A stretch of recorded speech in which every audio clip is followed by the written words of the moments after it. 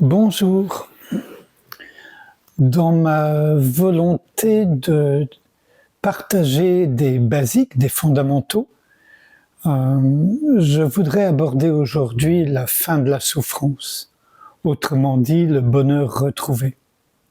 Cependant, je vois deux phases distinctes, ou si vous voulez, le côté face et le côté pile d'une même pièce.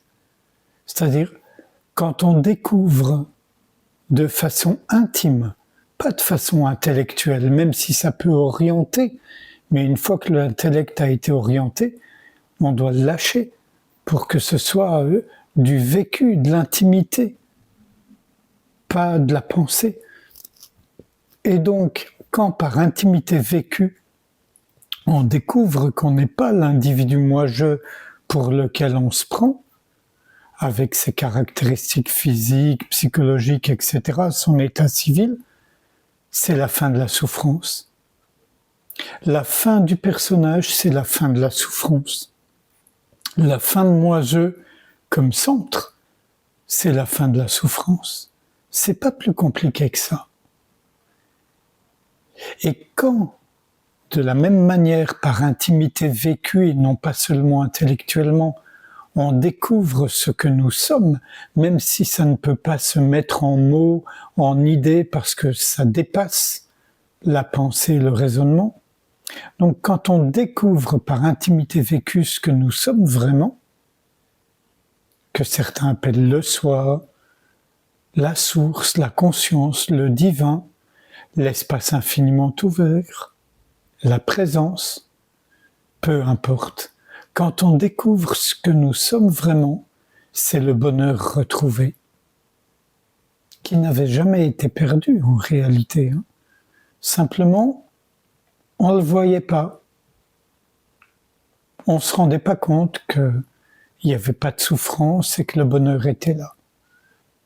Alors, comme je ne veux pas que mes propos semblent choquants ou obscènes même pour des gens qui peut-être voient toutes les raisons de souffrir en tant qu'individu ou les souffrances qu'il y a dans le monde, que je ne conteste pas, même si je persiste et signe, elles sont très très largement imaginaires et liées à l'identification moi-je.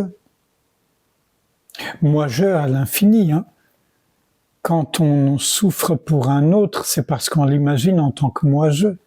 Sinon, il n'y aurait pas de souffrance. Il y aurait de la compassion probablement, mais pas de souffrance. Comment souffrir pour quelque chose qui n'existe pas, qui est illusoire? Si dans un rêve, il y a beaucoup de souffrance, au moment où on se réveille, c'était juste un rêve.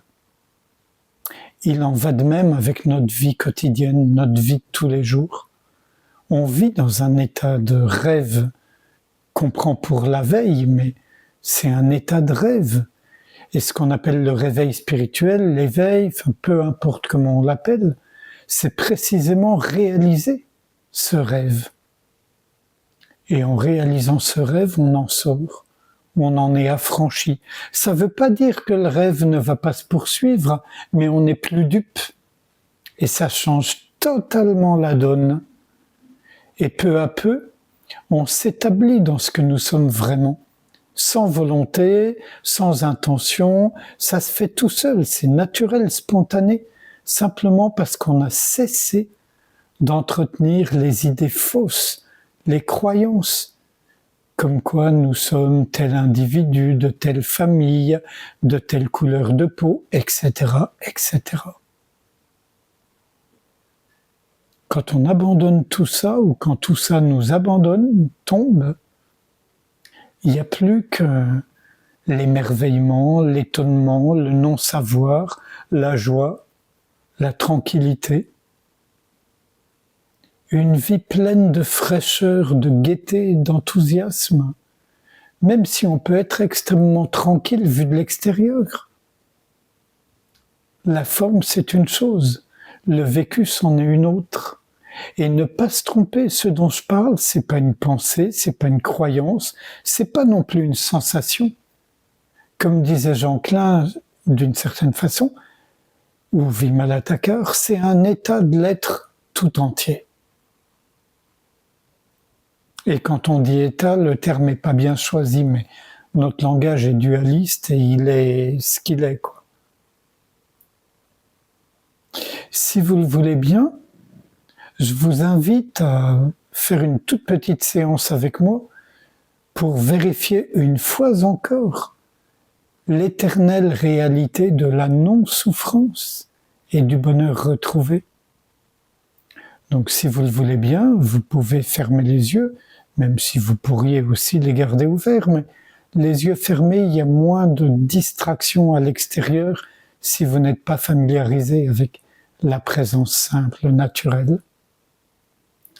Donc les yeux fermés, c'est peut-être plus facile, hein, de laisser le corps se détendre sans chercher une détente parfaite, de laisser la respiration avoir libre cours, peu importe son rythme, sa fréquence, son amplitude. On n'intervient pas dessus. En réalité, on laisse tout suivre son cours naturel. On n'essaie ni d'améliorer les choses, ni de les transformer, ni de les éliminer. On est simple conscience pure ou présence.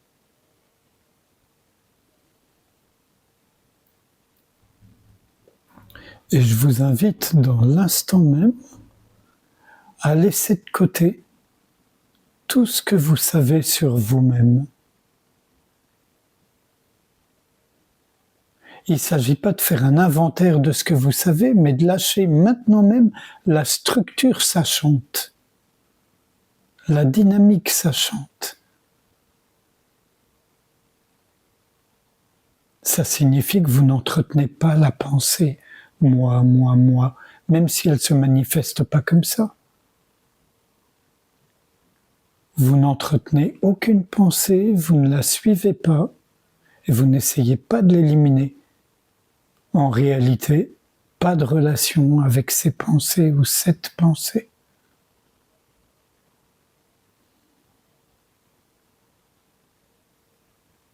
Et si moi je s'immisce, c'est pas un problème. Vous en avez conscience, mais vous l'alimentez pas. Vous ne vous y impliquez pas. Et alors vous allez le voir disparaître. Et même s'il ne disparaît pas de suite, vous allez vous rendre compte qu'il y a une forme de dégagement, de soulagement, de hauteur ou de recul.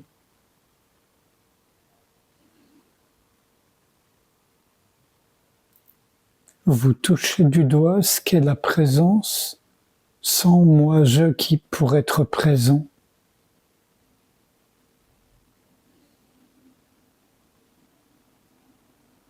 Et dans cet instant de présence, tout va bien, il manque rien, il n'y a rien de trop, tout est exactement tel que ça doit être, puisque c'est comme ça.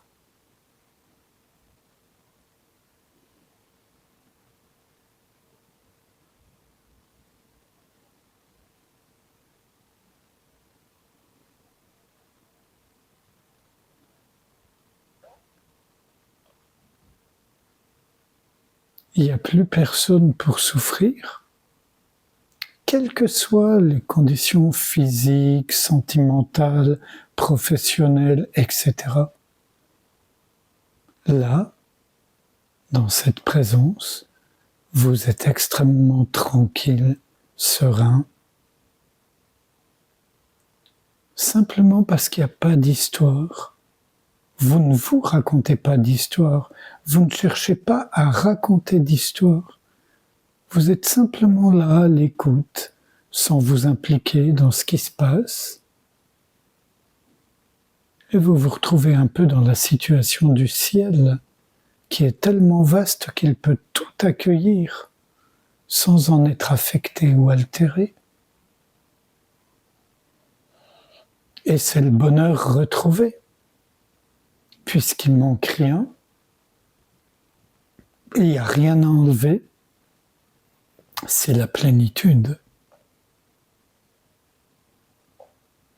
Ne cherchez rien, surtout pas un état spécial, une expérience hors du commun, une perception extraordinaire. Non. La simplicité même de la présence maintenant.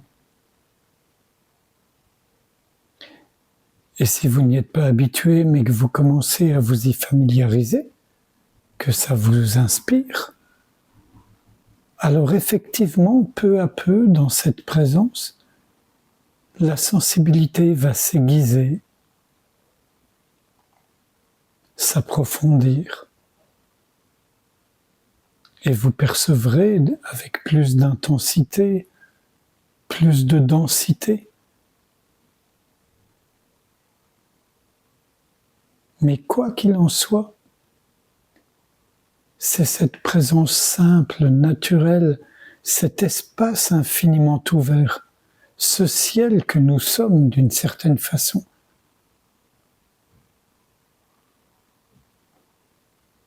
qui ne connaît ni souffrance, ni désir, ni rejet, ni attraction, juste la tranquillité et le bonheur d'être.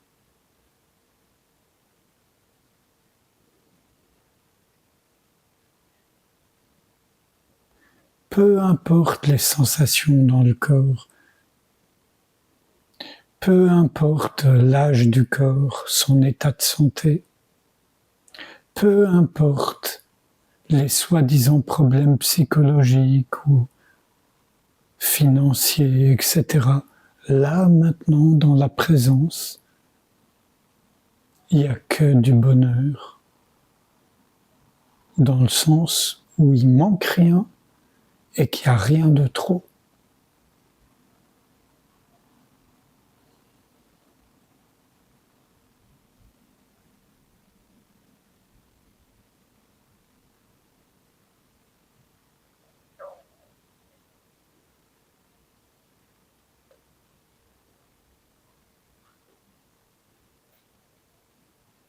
Voilà. Je vous remercie. À bientôt.